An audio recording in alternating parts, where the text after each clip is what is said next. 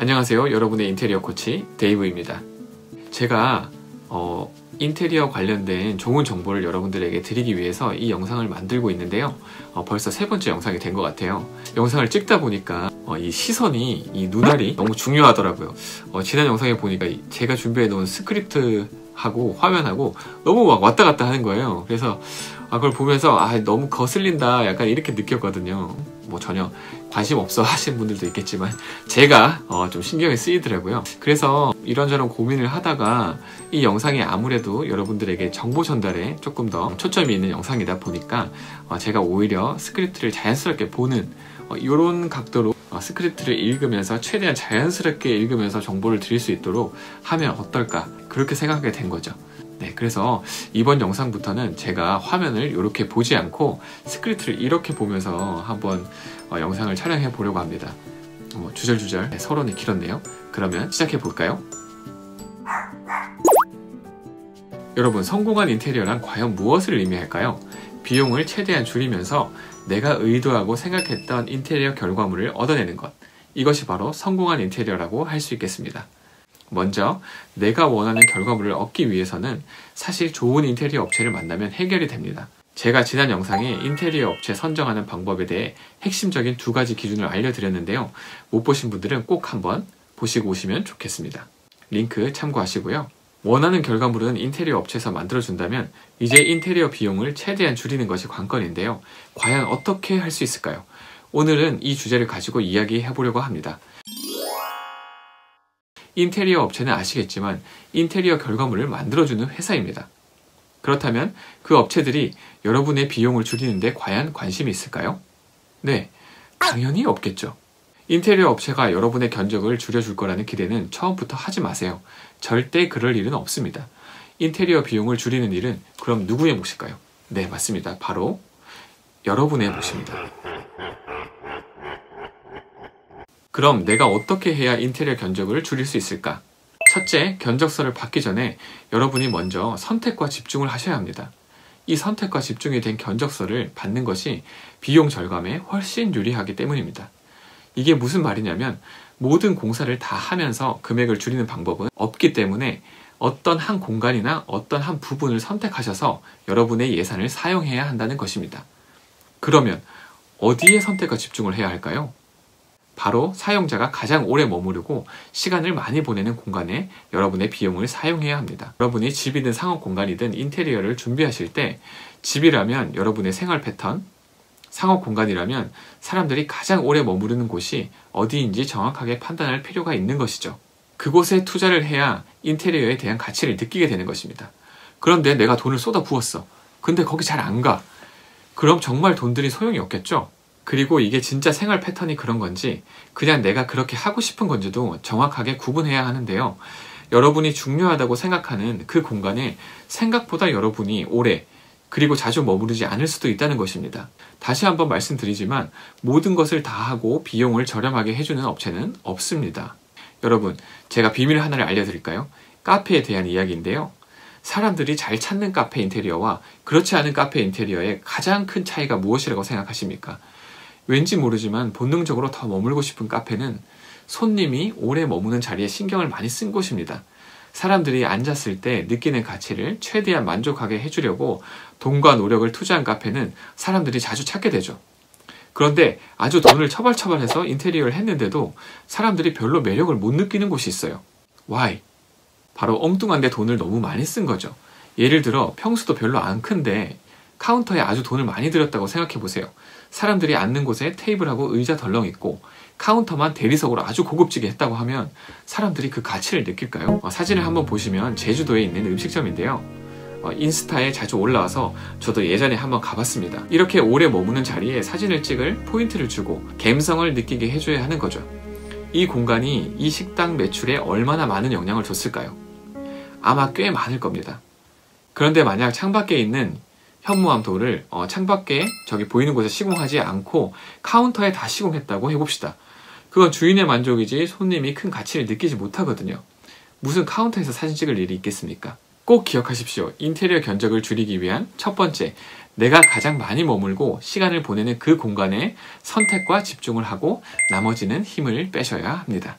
그리고 두 번째, 내가 생각한 그 느낌적인 느낌. 반드시 돈을 많이 들여야 하는 것은 아니다라는 것이죠. 여러분이 인테리어를 준비하실 때 보통 핀터레스트를 많이 보시는데요. 이건 마치 뭐라 할까요?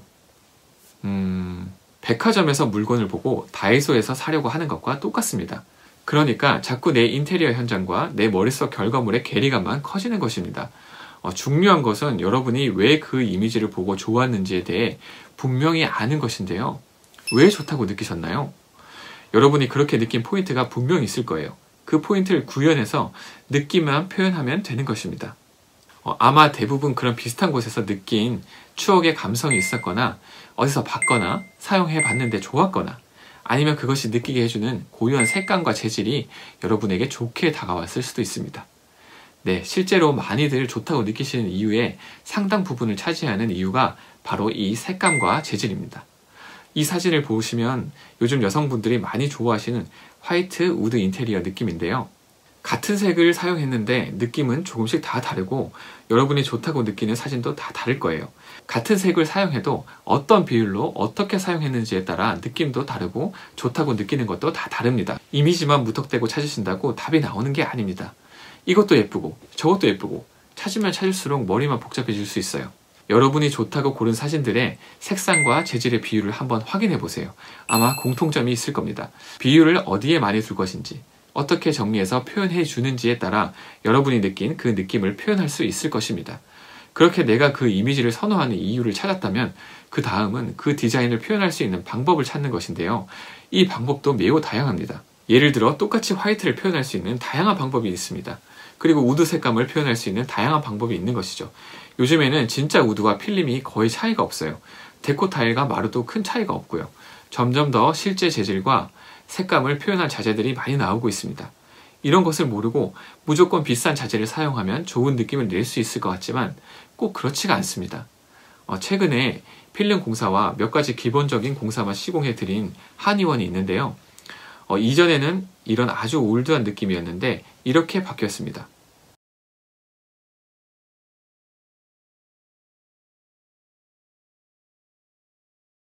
금액이 얼마나 들었을까요? 놀라지 마세요. 1280만 원으로 간판까지 다 시공했습니다. 실제로 이 한의원을 싹 다 리모델링을 했다면 얼마나 들었을까요? 3천만 원은 들지 않았을까요? 이렇게 정말 1,000만 원 이상의 비용을 줄이면서 원하는 느낌을 충분히 연출할 수 있다는 것이죠. 여러분이 인테리어 업체에 사진을 보여주고 똑같이 해달라고 하면 당연히 비싼 비용이 들어가는 쪽으로 유도하게 됩니다. 그런데 여러분이 먼저 내가 좋다고 느끼는 인테리어에 대한 그 이유를 찾아내고 좀 더 저렴한 시공 방법이나 자재를 검색해 본다면 여러분의 인테리어 비용을 많이 줄일 수 있다는 점 꼭 기억하세요. 셋째, 보기 좋은 것과 실용적인 것을 분명히 구분해야 합니다. 인테리어는 보기 좋은 것도 상당히 중요합니다. 왜냐하면 시각적인 부분에서 사람들이 분명 느끼는 편안함과 안정감이 있어요. 그리고 그것을 통해 추억을 느끼기도 합니다. 어디 여행 갔을 때의 느낌, 어디 호텔에서 받은 그런 느낌, 이런 것들을 집에도 구현하고 싶어 하시죠. 물론 인테리어에서 가장 먼저 그것이 구현되어야겠지만 자칫 실용적인 부분을 놓치게 되면 돈은 돈대로 들어가고 사용하는 동안 계속 후회할 수 있습니다. 너무 호텔같이 만들다가 수납이 안 되는 경우도 있고요. 싱크대 면적이 작은데 선반을 너무 달고 싶어서 상부장을 안 하다가 수납도 안 되고 관리도 안 돼서 후회하시는 분들을 정말 많이 봤습니다. 인테리어를 계획하다 보면 이 신미성과 실용성에 부딪히는 상황이 자주 발생하게 됩니다. 최근에는 안방 안에 욕조를 만들겠다고 하시는 분이 있었습니다. 하지만 제가 말렸어요. 제가 왜 말렸을까요? 이거 해놓으면 과연 얼마나 쓸까요? 해놓고도 후회하시는 분들을 제가 꽤 많이 봤거든요. 욕조를 안방에 넣으면 그리고 어떻게 될까요? 겨울에 따뜻한 물을 받아놨는데 따뜻한 기름이 가득 차. 근데 침대와 이불이 바로 옆에 있다고 생각해보세요. 이게 뭐 하루 이틀 쓰는 건 괜찮아요. 근데 집은 하루 이틀 자는 게 아니잖아요. 이불도 침구도 내가 빨고 갈아줘야 됩니다. 누가 나 대신 이불과 침구를 빨아주고 갈아주지 않습니다. 그리고 이렇게 시공하는데 수도며 배관이며 바닥 다 까내서 가져와야 되고 혹시 물이 넘치거나 셀 수 있으니 바닥 방수도 다시 해야 합니다. 공사비가 만만치 않겠죠? 이렇게 하면 과연 몇 번 사용할까? 그리고 사용하기 편할까? 이런 고민들을 꼭 하시고 선택하셔야 됩니다. 여기서 무리한 선택을 하시면 인테리어 공사 금액은 증가하고 실용성은 떨어지는 선택을 하실 수 있어요. 중요한 것은 그렇게 하지 않아도 충분히 호텔 화장실 같은 느낌을 낼 수 있는 방법이 있다는 것입니다. 어떻게 내 환경에 맞게 그것을 가져오느냐, 그리고 그렇게 느끼게 하는 포인트가 무엇이냐, 이것이 중요합니다.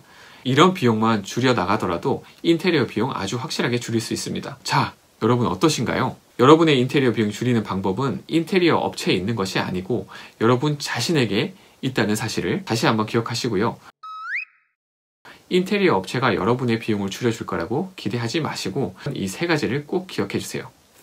첫째, 여러분이 가장 오래 머물고 자주 시간을 보내는 곳에 선택과 집중을 하라. 둘째, 내가 좋다고 느끼는 인테리어에 대한 그 이유를 찾고 그 느낌을 표현할 저렴한 방식과 자재를 찾아보라. 셋째, 보기 좋은 것만 추구하지 말고 사용했을 때 편하고 좋은지 기능적인 부분을 꼭 생각하시라. 여러분, 이 세 가지만 잘 기억하시고 인테리어를 준비하시면 1000만원 절약 충분히 가능하다고 생각합니다. 어떤 분들은 저처럼 더 줄일 수도 있겠죠. 이것이 비용 절감의 시작입니다. 오늘도 도움이 되셨다면 좋아요와 구독 꼭 부탁드립니다. 그럼 저는 다음에 좀 더 좋은 컨텐츠로 찾아뵙겠습니다. 이상 여러분의 인테리어 코치 데이브였습니다. 안녕.